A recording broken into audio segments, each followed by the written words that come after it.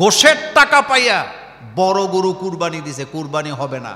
হারাম টাকা, চান্দাবাজির টাকা, গোশের টাকা, সুদের টাকা দিয়া যারা কুরবানি দিবে তাদের কুরবানি কবুল হবে না। কুরবানি কবুলের শর্ত হলো 6টা। বলেন কয়টা? কুরবানিটা কবুল হচ্ছে কিনা কিভাবে বুঝবেন?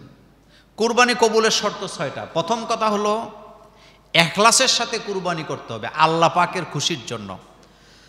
আল্লাহ রাব্বুল আলামিন বলছেন, ওমা উমিরু ইল্লা লিয়াবুদুল্লাহা মুখলিসিনা লাহুদ্দিন। তোমরা আল্লাহ পাকের আনুগত্য করো একনিষ্ঠভাবে। একনিষ্ঠভাবে বলতে বোঝানো হয়েছে আল্লাহকে রাজি খুশি করা ছাড়া কারো উদ্দেশ্যে কোরবানি করা যাবে না। রাজি খুশি কার জন্য? গোস্ত খাওয়ার জন্য নয়, মানুষকে দেখানোর জন্য নয়, মানুষে বলবে বড় গরু কুরবানি দিছে এগুলোর জন্য নয়, বরং কুরবানি দিবেন কার জন্য? আল্লাহকে খুশি করতে। গোস্ত এটা হলো আল্লাহ পাকের পক্ষ থেকে আমাদেরকে দাওয়াত। আল্লাহ তো দাওয়াত দিছেন যে কুরবানির ঈদের দিন যদি কেউ রোজা রাখে রোজা হবে? বছরে কয়দিন রোজা রাখা যায় না বলেন তো? 5 দিন। মাশাআল্লাহ, আপনারা জানেন। তাইলে ওমা উমিরু ইল্লা লিয়াবুদুল্লাহ মুখলিসিনা লাহুদ্দিন, ইখলাসের সাথে কি করতে হবে? গোলামি করতে হবে। হুনাফা ওয়া ইউকিমুস সালাতা ওয়া ইউতুজ যাকাত ওয়া যালিকা দীনুল কাইয়্যিমা। ইবাদত, নামাজ কায়েম, যাকাত, সঠিক দিন, এটাই হচ্ছে সঠিক দিন করতে হবে আল্লাহ পাকের জন্য। কুল ইন্না সলাতি ওয়া নুসুকি ওয়া মাহইয়ায়া ওয়া মামাতি লিল্লাহি রাব্বিল আলামিন। কার জন্য করতে হবে কুরবানি? 2 নাম্বার, কুরবানি করতে হবে রাসূল কারীম সাল্লাল্লাহু আলাইহি ওয়াসাল্লামের সুন্নাহ অনুযায়ী। রাসূল যেভাবে আদেশ করেছেন, রাসূল যেভাবে কুরবানি করেছেন সেভাবে করতে হবে। আমাদের দেশে একটা ভুল আছে, এই ভুলটা হলো আমরা অনেক সময় বলি অমুকের নামে কুরবানি। নামে কুরবানি না পক্ষ থেকে কুরবানি? আব্দুর রহিম আব্দুর রহমানের নামে কুরবানি নয়, আব্দুর রহিম আব্দুর রহমানের পক্ষ থেকে কার নামে? এই কথাটা ব্রেনে রাখবেন। 7 জন আর 5 জন 6 জনে কুরবানি দেয়, নাম লিস্ট করে একেবারে অমুকের নাম, বাপের নাম, মানে আল্লাহ বোধহয় জানে না কে কুরবানি দিতেছে। আল্লাহ জানে নাকি জানে না? এই যে নাম লিখতেছেন, লেখে আবার হুজুরের হাতে ধরায়া দেয়, হুজুর আবার এটারে তেলাওয়াত করে। তেলাওয়াত করার মধ্যে দোষ নাই, কিন্তু দোষটা যেই জায়গায় সেটা হলো কোন ব্যক্তির নামে কুরবানি হয় না, কুরবানি হয় ব্যক্তির পক্ষ থেকে। কার নামে? আল্লাহ পাকের নামে। 3 নাম্বার, কুরবানি কবুলের শর্ত হলো হালাল টাকা দিয়ে কুরবানি দিতে হবে। গোশের টাকা পাইয়া বড় গরু কুরবানি দিছে, কুরবানি হবে না। হারাম টাকা, চান্দাবাজির টাকা, গোশের টাকা, সুদের টাকা দিয়ে যারা কুরবানি দিবে তাদের কুরবানি কবুল হবে না। আরেকটা কথা মনে রাখবেন, যে ব্যক্তি হারাম খায় তার কোনো ইবাদত কবুল হবে? এই লোক জান্নাতে যাইতে পারবে? আল্লাহ নবী বললেন, লা ইয়াদখুলুল জান্নাতা জাসাদুন গুযিয়া বিল হারাম। যে ব্যক্তি হারাম খাদ্য খায়া নিজের শরীরের রক্ত মাংসগুলা তৈরি করে, ওই লোকেরা আল্লাহর জান্নাতে প্রবেশ করতে পারবে না। লা ইয়াদখুলুল জান্নাহ জাসাদুন, ওই শরীর আল্লাহর জান্নাতে যেতে পারবে না।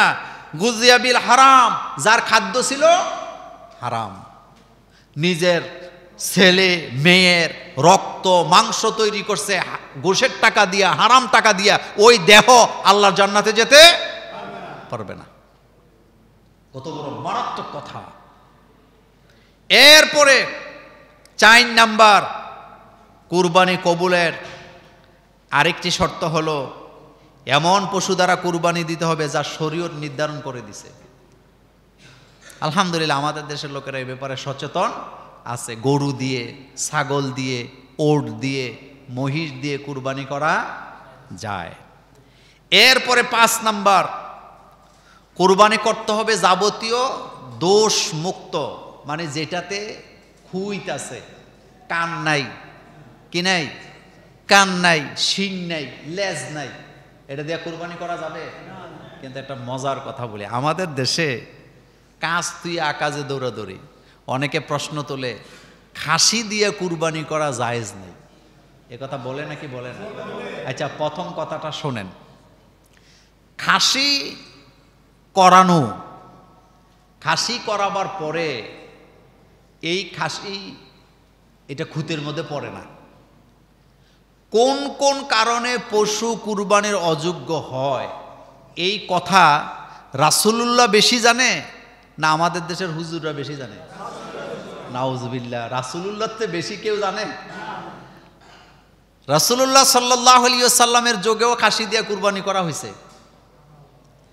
খাসি মূলত করাইতো লোকেরা গোশতের মজা পাওয়ার জন্য, কিন্তু রাসূল সাল্লাল্লাহু আলাইহি ওয়াসাল্লাম বলছেন তোমরা গণহারে খাসি করায়ও না, তাইলে প্রজননে কি হবে? বাধা সৃষ্টি হবে। গণহারে করাইতে নিষেধ করছে, কিন্তু খাসি করানো নাজায়েজ এ কথা রাসূল সাল্লাল্লাহু আলাইহি ওয়াসাল্লাম বলে নাই।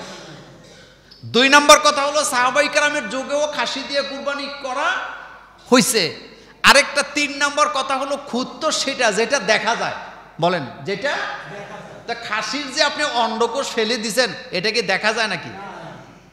যেমন শিং ভাঙ্গা দেখা যায়, লেজ নাই দেখা যায়, পা ভাঙ্গা দেখা যায়, সে চলতে পারে না। কিন্তু খাসি করাইলে একটা ছাগলের স্বাভাবিক চলাফেরায় কি কোনো বিঘ্ন ঘটে? এটা কি দুর্বল হয়ে যায়? না, বরং খাসির গোশত আরো মজা বেশি। কিন্তু মূল মাসালা হলো রাসূল গণহারে খাসি করাইতে কি করছে? নিষেধ করছে। কারণ গণহারে করাইলে কি হবে? প্রজননে বাধাগ্রস্ত হবে। আপনি যদি সব ছাগলরে খাসি করার তো বাচ্চা হবে কিভাবে? এই জন্য গণহারে করাইতে নিষেধ। কিন্তু মজার টজা হয়, এটা খাসির গোশত মজা কম না বেশি? মজা বেশি, সুতরাং এটা খুঁতের মধ্যে পড়ে না। এই ছয়টি অর্থাৎ দোষমুক্ত ত্রুটিমুক্ত পশু দিয়ে যারা কুরবানি করলো তাদের কুরবানি আল্লাহর দরবারে কি কবুল হয়ে যায়। আচ্ছা বলেন তো, আমরা যে গরু কুরবানি করি, এই কুরবানির গোশত, রক্ত, মাংস, পশম এগুলা কি আল্লাহর কাছে যায়? আল্লাহর কাছে কি যায়? তাকওয়া। বলেন কি যায়? আর তাকওয়াটা থাকে কোথায়? এখানে, এখানে। আর তাকওয়া হা হুনা। রাসূল বলছে তাকওয়াটা থাকে কোন জায়গায়? আপনি আল্লাহরে ভয় পান কি না পান এটা পাঞ্জাবি দিয়ে বোঝা যাবে না, এটা দাড়ি দিয়ে বোঝা যাবে না, এটা টুপি দিয়ে বোঝা যাবে না, এটা বোঝা যাবে আপনার কর্মকাণ্ডে। আমি একটা মজার কথা বলি, আমি রমজানের মধ্যে কুমিল্লা জাঙ্গালিয়া বাস স্ট্যান্ড থেকে বাসের মধ্যে উঠছি, ঢাকা যাব। দাউদকান্দির পরে র্যাবের লোকেরা গাড়ি থামাইছে চেকপোস্টে, বাস ভর্তি মানুষ, এসি বাস। তো আমি একেবারে সামনের দিকে, দুই তিনটা বড় বড় সিট থাকে, ওই দিকে আমি বসা ছিলাম। র্যাবের লোকেরা ঢুকছে দেখে আমার কাছে সন্দেহ হয়েছে। আমি মনে করছি কোনো হুজুর টুজুর ধরে নিয়ে যাবো, কারণ তখন তো হুজুরই ধরা হইতো, চোর বাটপার তো ধরা হইতো না। গাড়ির পেছনের দিকে একটা মুরব্বী লোক, টুপি সাদা, দাড়ি সাদা, চুল সাদা, পাঞ্জাবি সাদা, লুঙ্গি পরে রয়েছে, লুঙ্গিটাও সাদা, মানে দেখলে মনে হয় যেন কি দরবেশ। এক কথা কি দরবেশ। রেবের লোকেরা এসেই ওই লোকটাকে টেনে গাড়ি থেকে নামায় নিয়ে যাচ্ছে, আর কারোর কিছু জিজ্ঞাসা না, কারো ব্যাগও চেক করে না। দরজার কাছে গেছে পরে আমি নিজে নিজে একটু বিরক্তি হয়ে বললাম, বাসের মধ্যে এত লোক থাকতে এই রকমের একজন আলেমরে ধরে নিয়ে যাচ্ছে, ঘটনাটাই বুঝলাম না আসলে। আমি নিজে নিজে বলতেছি। এই টাইমে ওই র্যাবের লোকটা, একজন লোক নিচে চলে গেছিল, ও আবার ফেরত আসছে আমার কাছে। ফেরত এসে আমারে দেখা বলতেছে, আপনি মোল্লা ভাই না? আমি কই জি আমি মোল্লা ভাই। কয় হুজুর আপনি যারা আলেম বলতেছেন হেতে আসলে আলেম না, হেতে ইয়াবা ব্যবসায়ী। হেতে কি ব্যবসায়ী? কয় মানুষকে ধোকা দেওয়ার জন্য সেই পোশাকটা পরছে। কথা কিন্তু সত্য। রাসূল সাল্লাল্লাহু আলাইহি ওয়াসাল্লাম কোরআন হাদিসের কোথাও বলেন না, আল্লাহ আল্লাহ রাসূল এই কথা বলেন নাই যে পোশাকের মধ্যে তাকওয়া। তাকওয়া মূলত কোথায় থাকে? আল্লাহ রাসূল বলছেন ইন্না ফিল জাসাদি মুদগাহ, প্রত্যেকটা দেহের ভিতরে একটা কি আছে? মাংস পিণ্ড আছে। যদি এই মাংস পিণ্ডটা ভালো থাকে শরীরটা ভালো থাকে, মাংসপিণ্ডটা খারাপ হয়, শরীরটা খারাপ হয়, এটার নাম হলো কলব। আর মানুষের মধ্যে আল্লাহ ভীতি, আল্লাহর ভয়টা মূলত কলবে থাকে, এটা জামা কাপড় দিয়ে কখনো প্রমাণ হয় না। দাড়ি রেখা সুদের ব্যবসা করে এরকমের লোক আসেনি? দাড়ি রাখার পরে গোশ খায় এরকমের লোক আসেনি? দাড়ি রাখার পরে মানুষের উপরে জুলুম করে এরকম লোক আসেনি? এটা কি তার দাড়ির দোষ, না তার মধ্যে তাকওয়ার অভাব? তাকওয়ার অভাব। এই কথাটা মনে রাখবেন। এই জন্য কোরবানি করার পরে তাকওয়াটাই আল্লাহর কাছে কি যায়।